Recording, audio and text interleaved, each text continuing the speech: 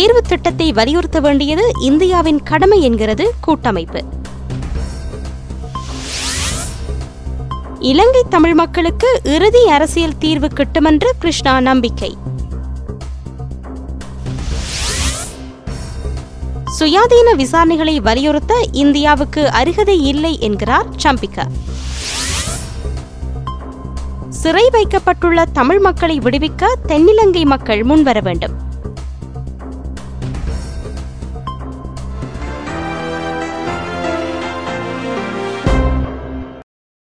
இனி விரிவான செய்திகள். இலங்கையுடனான உறவுகளில் எந்தவிதமான உள்நோக்கமும் கிடையாது என்று நோர்வே அறிவித்துள்ளது.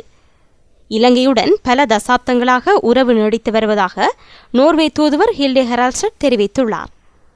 ஒரு தொகுதி மக்களின் அடிப்படையில் மட்டுமே நோர்வேயின் வெளியுறவுக் கொள்கை அமையாது. நாட்டுக்கு உதவிகளை வழங்க வேண்டும் என்ற யதார்த்தமான நோக்கத்துடனேயே நோர்வே செயற்பட்டு வருகிறது. அமைதியான முறையில் நிரந்தர தீர்வு திட்டமொன்றை எட்டுதல், விட்டுக் கொடுத்தல் ஆகியன சம்பந்தப்பட்ட தரப்பினரையே சாரும்.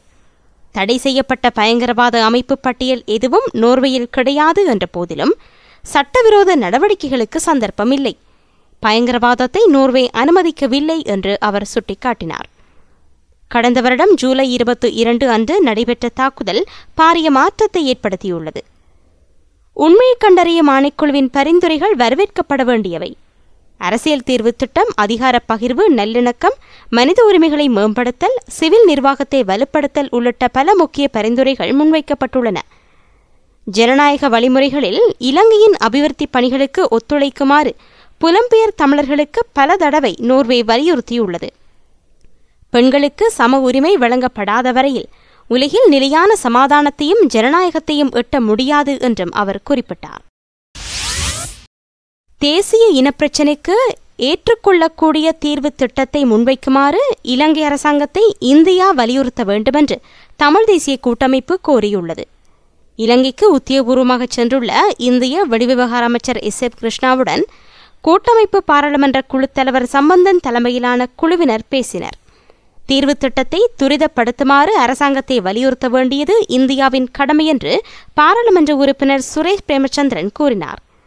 ஏற்றுக்கொள்ளக்கூடிய தீர்வு திட்டமொன்றை முன்வைக்கும் முயற்சிகளை அரசாங்கம் காலம் தாழ்த்தி வருவது குறித்து எஸ்.எம். கிருஷ்ணாவுக்கு விளக்கியதாகவும் அவர் குறிப்பிட்டார்.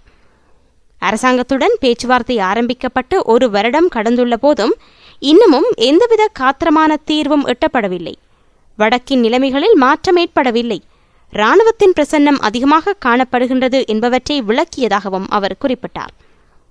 உயர் பாதுகாப்பு வலயங்கள் தொடர்ந்தும் இருப்பதால் மக்களை மீள் குடியேற்றுவதில் சிக்கல் ஏற்பட்டுள்ளதாகவும் தமிழ் தேசிய கூட்டமைப்பினர் சுட்டிக்காட்டினர்.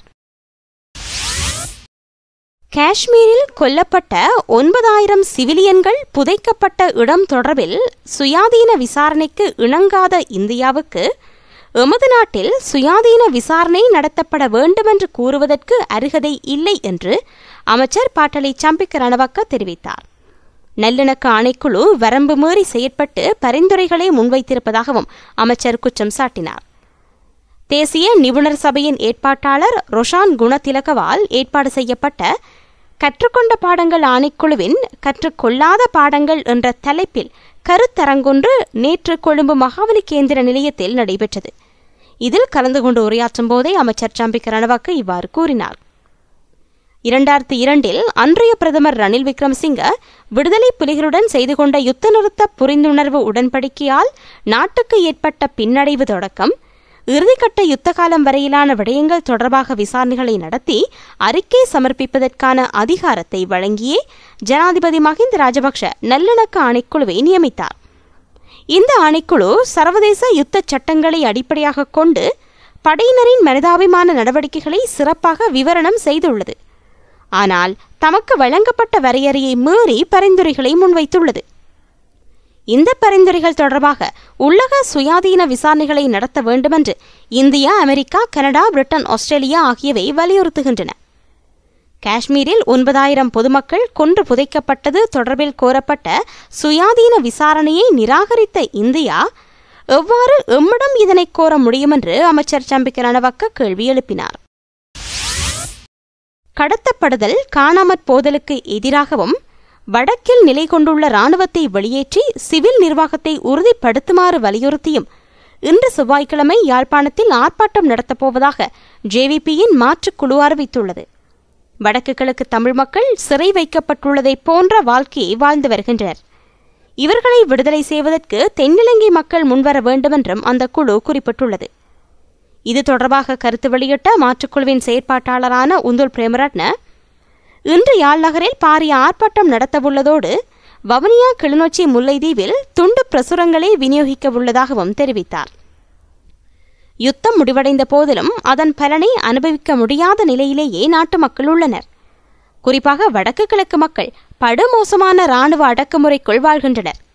அது மட்டுமின்றி கடத்தப்படுதல், காணாமற் போதல், கொலை செய்தல் என்று மனித உரிமைகளை மதிக்காத சர்வாதிகார சூழல் ஏற்பட்டுள்ளது. இதனை மாற்றியமைக்க வேண்டும். யாழில் காணாமற் போன லலித் குகன் ஆகியோரை இதுவரை காவல்துறை கண்டுபிடிக்கவில்லை. விசாரணைகளும் முடக்கிவிடப்பட்டுள்ளது. அரசின் சர்வாதிகார ஆட்சியை விமர்சிப்பவர்கள் காணாமற் போகின்றனர். இதனை அனுமதிக்க முடியாது. மாற்று போராட்டம் ஒன்றுக்கான தேவை தற்போது ஏற்பட்டுள்ளது என்று உந்துல் பிரேமரட்ன தெரிவித்துள்ளார். இலங்கை தமிழ் மக்களுக்கும் அரசாங்கத்துக்கும் இடையில் தீர்வு காணப்படாத பிரச்சினைகளுக்கு இறுதி அரசியல் தீர்வொன்று கிட்டுமென்று தாம் நம்புவதாக இந்திய வெளியுறவுத்துறை அமைச்சர் SM கிருஷ்ணா தெரிவித்துள்ளார். 4 நாள் பயணமாக இலங்கை செல்வதற்கு முன்னர் IANA செய்தி நிறுவனத்துக்கு வழங்கிய செவ்வியில் அவர் இதனை குறிப்பிட்டார். சிறுபான்மை தமிழ் மக்களுக்கு இறுதி தீர்வை பெற்றுக் கொடுப்பதற்காக பாடுபடுவது என்பது இலங்கை மீது கொண்டுள்ள நலன் சார்ந்த விடயமாகும். இலங்கை அரசாங்கம் தனது நாட்டில் வாழும் தமிழ் பேசும் சிறுபான்மை மக்களின் பிரச்சினைகளுக்கு தீர்வு காணும் வகையில் அவர்களின் தலைமைத்துவத்துடன் பேச்சுக்களில் ஈடுபட்டு தற்போது நிலுவையில் உள்ள தீர்வு காணப்படாத விவகாரங்களுக்கு இணக்கமான தீர்வொன்றை காண வேண்டுமென்று அவர் கூறினார். இலங்கையில் தற்போது தீர்க்கப்படாது தொடரும் பிரச்சினைகளுக்கு இதய சுத்தி தேசிய மீள் இணக்கப்பாட்டுடன் முயற்சிகளை முன்னெடுத்து இறுதியான அரசியல் தீர்வுக்கான முயற்சியில் ஈடுபடுவதே இந்தியாவின் அணுகுமுறையாக உள்ளது. தமிழ் மக்களின் உணர்வுகளை நாம் கவனத்தில் எடுத்துள்ளோம். அவற்றை எமது கொள்கைகளிலும் முக்கியத்துவப்படுத்தியுள்ளோம் என்றும் கிருஷ்ணா கூறினார். 2வது தடவையாக இலங்கைக்கு உத்தியோகபூர்வமாக சென்றுள்ள இந்திய வெளியுறவுத்துறை அமைச்சர் இலங்கை வெளிவிவகார அமைச்சர் GL பீரிஸுடன் பல்வேறு விடயங்கள் குறித்து பேசவுள்ளார். தமிழ் மக்களின் விவகாரம், தத்தமது கடல் எல்லைகளை தவறுதலாக மீறும்போது கைது செய்யப்படும் இருநாட்டு மீனவர்களையும் அவரவர் நாடுகளிடம் ஒப்படைத்தல், மீன்பிடித்துறையை கூட்டாக இணைந்து அபிவிருத்தி செய்வதற்கான ஒப்பந்தத்தில் இணக்கப்பாட்டை காணல் என்பன முக்கியமாக பேசப்படவுள்ளன. இலங்கை அரசாங்கத்தின் மீது தமிழ் மக்களும் நாமும் நம்பிக்கை இழந்துவிட்டோம். தமிழ் மக்களுக்கு மட்டுமல்லாது இந்தியாவுக்கும் வழங்கப்பட்ட உறுதிமொழிகளை கௌரவிப்பதற்கு அரசாங்கம் தவறிவிட்டது. இந்நிலையில் தேசிய இனப்பிரச்சினைக்கான தீர்வு இந்தியாவின் கைகளிலேயே தங்கியிருக்கிறது. இதனை கருத்திற்கொண்டு இந்திய மத்திய அரசாங்கம் இலங்கை அரசாங்கத்துக்கு அழுத்தம் கொடுத்து தீர்வுக்கு வழிவகுக்க வேண்டுமென்று தமிழ் தேசிய கூட்டமைப்பு இந்திய வெளியுறவுத்துறை அமைச்சர் SM கிருஷ்ணாவிடம் மீண்டும் வலியுறுத்தியுள்ளது. கற்றுக்கொண்ட பாடங்கள் நல்லிணக்க ஆணைக்குழுவின் அறிக்கையானது அரசாங்கத்தை பாதுகாத்து பொறுப்பு கூறும் தன்மையிலிருந்து நழுவும் போக்கை கடைப்பிடிக்கும் ஒன்றாகவே அமைந்துள்ளது. எனவே சர்வதேச விசாரணையொன்றே இங்கு அவசியமாகும். உண்மைகள் கண்டறியப்பட்டால் மாத்திரமே அரசாங்கம் கூறுகின்ற நல்லிணக்கம் சாத்தியமாகும் என்பதையும் கிருஷ்ணாவுக்கு தெளிவுபடுத்தியதாக கூட்டமைப்பு மேலும் தெரிவித்துள்ளது. இலங்கை சென்றுள்ள இந்திய வெளியுறவுத்துறை அமைச்சரை கூட்டமைப்பின் உயர்மட்ட குழு நேற்று சந்தித்து பேசியது. கொழும்பு தாஜ் சமுத்ரா ஹோட்டலில் இரவு 9 மணியிலிருந்து சுமார் 45 நிமிடங்கள் இந்த சந்திப்பு நீடித்தது. அரசாங்கத்தை கவிழ்க்க சதித்திட்டங்களையோ ஆயுத போராட்டங்களையோ நடத்தப்போவதில்லை. இவை காலம் கடந்த நடைமுறை என்று ஜேவிபியும் அதிலிருந்து விலகிய கிளர்ச்சி குழுவும் தெரிவித்துள்ளன. சதித்திட்டம் ஆயுத போராட்டத்தின் மூலம் அரசை கவிழ்க்க ஜேவிபியும் அதன் கிளர்ச்சியாளர்களும் நடவடிக்கை எடுத்து வருவதாக அரசாங்க தரப்பில் சுமத்தப்படும் குற்றச்சாட்டுக்கு பதிலளிக்கும் போதே அவர்கள் இவ்வாறு கூறினர். இதுகுறித்து கருத்து வெளியிட்ட ஜேவிபியின் நாடாளுமன்ற உறுப்பினர் அனுரகுமார திசாநாயக்க, உலகில் எந்த அரசாங்கமும் அண்மைய காலத்தில் சூழ்ச்சியால் கவிழ்க்கப்படவில்லை. மக்கள் போராட்டங்கள் மூலமே அதனை செய்ய முடியும் என்று கூறினார். சர்வதேச அனுபவங்களின்படி ஆயுத போராட்டம் என்பது காலம் கடந்துவிட்ட ஒன்றென கிளர்ச்சிக்குழு மக்கள் போராட்ட அமைப்பின் பேச்சாளர் சமீர கொஸ்வத்த குறிப்பிட்டார். ஆயுத போராட்டம் மூலம் அரசாங்கத்தை கவிழ்க்கப் போவதாக அதில் இருப்பவர்கள் கூறுவார்களாயின் அவர்கள் புத்தி சுவாதீனம் இல்லாத தலை உரைத்தவர்கள் என்றும் இவர்கள் குறிப்பிட்டனர். இத்துடன் செய்திகள் நிறைவடைந்தன. விரிவான செய்திகளுக்கு globaltamilnews.net எனும் இணையத்தை பார்வையிடவும். வணக்கம்.